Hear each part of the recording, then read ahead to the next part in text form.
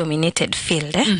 So if not for the constitution that was promulgated in 2010, then I think many women awangepata chances za leadership, because now you see through that wali create a post yenye it has to be occupied by a woman. So automatically lazima wanawake wakwe kwa leadership ya country, that is the post ya women rep. And then also tuko na zile seats za nomination, and then you have also the 2/3 gender rule that tries to balance the leadership of our country. Erinde tonyare gutwara basubati ese ebirogo ao ya ku govern the country.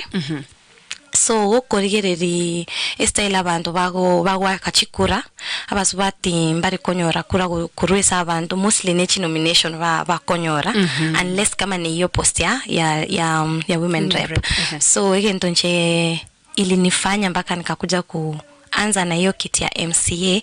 It is because nimekwambia first of all it is a passion, and then in the community you see now in all these levels of leadership chituto wate say country ito. The MCA seat is the one that you get to interact na bantu be community one-on-one on the grassroots level. And that is what I wanted for my community, to interact with them on a one-on-one level, so that nyare ko kumanya yani ni shida gani babwate ese binyoro ime naona. Yes. Ya we kama ndako chitorabu dikiro nyare ko gutumanya ngandake.